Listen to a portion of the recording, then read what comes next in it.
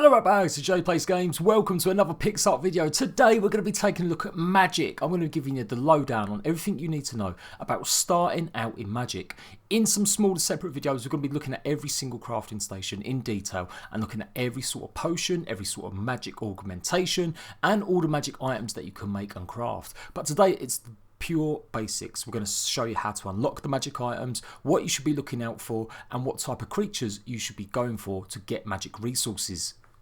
Magic plays a huge part in PIXARK, much more than people might realise, so it's really important that you get to grips with this early on so you know what to aim for, so you're not just floundering around. I am currently in my Mage's Tower, which needs a little bit of work. It is in creative mode, obviously, just to show you guys the little tutorial.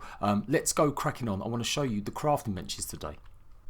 So one of the first things you're going to need to do is unlock the magic crafting bench.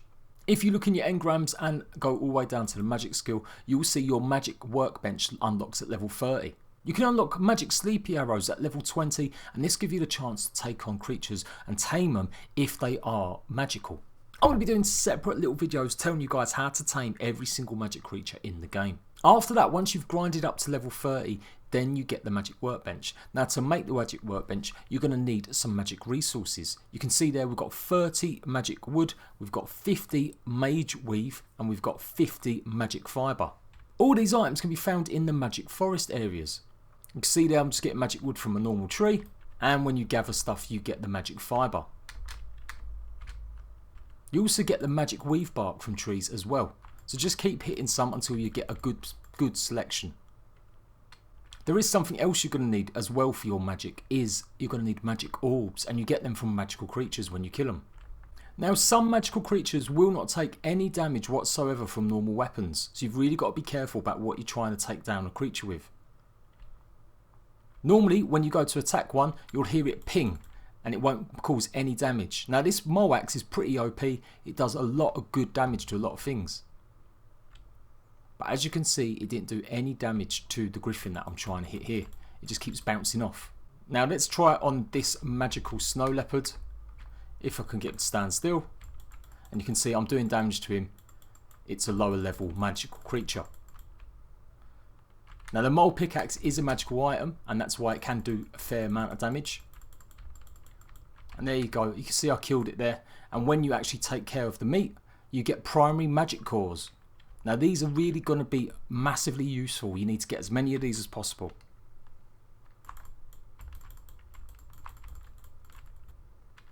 When you kill magical creatures, you also get magic stones, just like I got there. These are really important for crafting magical items. You can also get magical stones from resources. Luckily we've got some resources that are above ground, which is quite unusual. And when you mine them, you can see I get a certain type of stone depending on what it is. So from topaz you get water stones. Now if you've not seen it already, go and check out my resource guide where I tell you exactly how to get the best of these ores and these stones. I also show you the exact best weapons, including this mole axe. But as you can see, when you break them you will get different types of magic stones. Now it's going to be pretty hard to kill a lot of these magic creatures early on, so you really have going to have to think of different ways to get at them. Probably go for creatures like slimes. They're probably the easiest ones obviously to kill because they're usually just 1 or 2 hits. And then if you can, go for the gem spiders. Or be aware of what's going on around you. You can see this griffin attacking and aggroing some of the creatures. It might be a good idea to sweep in at the last minute and hit the creatures so that you get the kill, the rewards. But the magic forest is a very hard place to be. You'll also find similar resources in the dark forest, but the dark forest has got much more different types of uses for much later on in the game. We're going to be talking about some of the resources you're going to need from that in another video. But as you can see, anywhere purple is the magic forest. Right, so now we've got our crafting bench, let's take a look inside it. In the crafting section there's 3 different tables or crafting mechanics that you need to make. You've got the Inscription Book, which can make powerful spells. You've got the Alchemy Stove, which makes powders out of all them gems that we collected, them stones, which you will need for certain augmentations. And we've got our Crucible, which makes loads of potions. Now magic is a little bit of a mid-game sort of talent or skill that you need to start thinking about. But it's not too high up. As you can see, you unlock the Alchemy Stove at level 35. and the Crucible at level 39. The Inscription Book is unlocked at level 30 alongside the Magic Workbench. As you can see, to make these items you're gonna need lots of that magic wood and lots of that magic fibre. So what can you make with the Magic Workbench?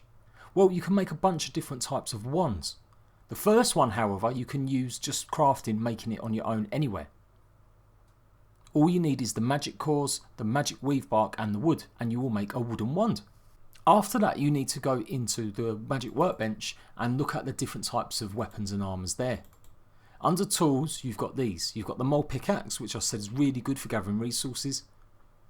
You've got the Shining Wand, and you've got a Bone Wand. Now again, the Shining Wand's going to be a little bit hard to get because it needs that Pegasus horn. The Bone Wand might be a little bit easier to get hold of, but it's quite high level. As you can see here, to use the Bone Wand or to craft it, you're going to need to be at level 60. But the Shining Wand is pretty low level at level 30, alongside the Wood Wand and the Mole Pickaxe. Now your wands can be used to gather resources. Particularly it's the ores that you can use them on. Now it does take a while, but it is something you can get. What you'll notice is that the Wooden Wand can give you 1 stone when you gather it from a ore, but the Shining one normally gives you 2. The Bone Wand is more of a weapon than an actual gathering or helpful tool, but it can still gather, but you're only going to get the same amount as a Shining one.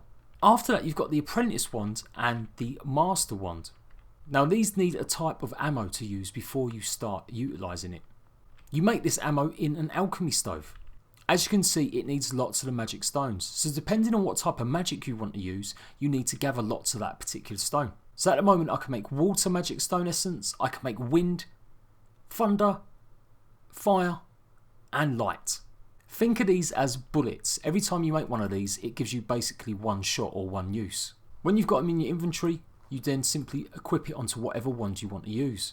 As you can see, it doesn't gather any resources. These two really are about weapons.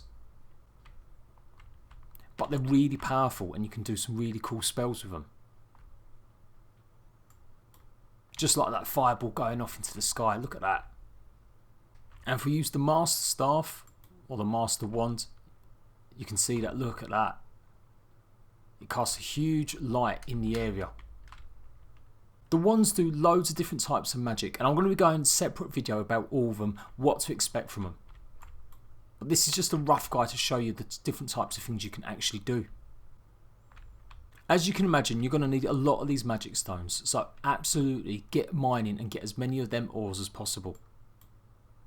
If you're really lucky, when you're killing creatures, you will find them in loot drops. Particularly high level creatures and creatures that are in the doom zone. As you can see, some of the ones are really high level. The Bone Wand is more of a tool. But the Master Wand is definitely a weapon. As you can see, the Master Wand is level 60, so it's going to be quite a while before you start utilising that. So that's the wands overview quickly done. I'm going to do a separate video on them, showing you guys exactly what type of damage it does, what creatures it does the best damage depending on what essences you're using. You can also make a selection of weapons as well at the Magic Workbench, not just wands. You can make the Ice Spear. You can also make loads of different types of elemental ammo. So if you like using your shotgun, your sniper rifle, you can make all types of different types of bullets that will give more damage depending on what creature you're firing it at. Again, these are going to need magic stone essence, as well as the normal stuff that you would craft for weapons and ammo, which is gunpowder and polymer. You also can make some certain types of armour as well, like the Ice Shield. This actually gives you protection against magic rather than just ice. Next one I'm going to take a look at is the Inscription Book. Now the Inscription Book is a really powerful tool used for summoning. You can summon a zombie, you can summon a skeleton, or you can summon a plague zombie. For some of these you're going to need zombie hearts, which you can use by killing lots of zombies. Once you're ready, you can start using your summon plague. Depending on how many you've got, you can place quite a few until you've got your own little army. Now these guys have got timers on them, they usually last 1 day, and as you can see they'll just run around causing chaos. This is why I thought there was going to be mini games early on in PIXARK's life when they were revealing stuff, because it showed lots of this happening with zombies attacking creatures. They're not the most powerful things, but they definitely can be used as a good tactic if you're playing PvP. As you can see, out of about 12-14 zombies there, only a few of them managed to survive. Once you've summoned them, you can't really take them back or do anything with them other than just direct them to where you want to go. Again, I'll be showing you that in more detail, including the skeleton armies, in a separate video. Next up is potions, and you're going to need a Crucible for this one. In the past, in Ark Survival Evolved, you needed your cooking pot, which would make all different types of potions and brews, as well as food types. But in this one, it's Crucibles that do the potions. There's a big choice and selection here. You've got Vigor Potion, which gives you stamina, Healing Potion, which gives you healing, Sleepy Potion, which makes it tired, so you can put these on arrows to knock creatures out, Werewolf Potion, that will turn you into a werewolf for 5 minutes, Swimming Ability Potion, Melee Damage Potion, Weight Carry Potion, and something that speeds up your crafting. So they're really good buffs and bonuses, and you'll find that a lot of these used to be in Ark Survival Evolved as Rockwell recipes.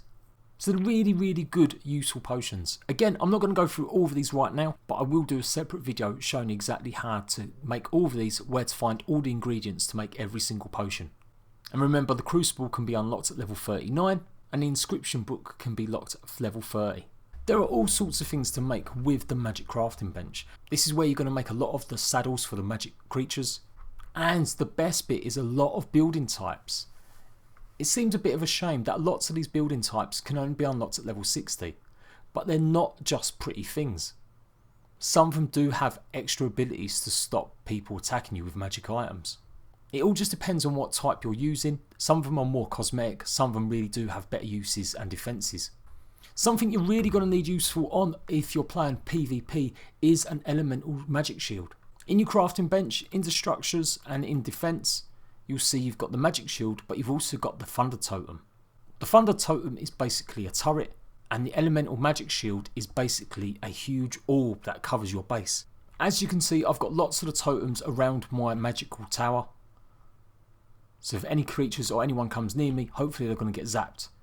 Now they don't do the biggest amount of damage, but you can pick them up and replace them anywhere you want. Now the shield generator is pretty good as well. Let's take a look at its inventory. Now to power these shield generators, you're going to need magic stones, and as you can see, it puts this huge dome barrier. It's pretty cool, it's pretty impressive. You're definitely going to need this in PvP. I'm going to be going separate video. And again, I'll be doing this in a separate video talking about base defences using magical items, as well as some other things that you can use. And that is pretty much it for this little guide on magic. It's just a start guide to get you to grips with what to expect. A lot of the resources, particularly for ammo types and for crafting wands, will be easily got. You can just go digging, getting the magic stones, and finding some of the magic wood from the magic forest. Some of the other items, more advanced ones like the Pegasus Horn and the Zombie Hearts, they may take a little bit more longer to get hold of. And definitely some of the more really advanced stuff where you need like Magic Vine or Dark Vine, you're going to need to really be a bit higher level. Look out for my individual guides on potions, and look out for my individual guides on all the other things I've been mentioning. I've got so much to come in PIXARK. I'm going to be teaching you about every aspect of it. But I really wanted to start off with magic because I thought that was the most interesting to me. So if this has helped you in any way, make sure you hit the like button. Go and check out all my other PIXARK videos, and I'll see you ratbags for another PIXARK video very soon. Bye bye.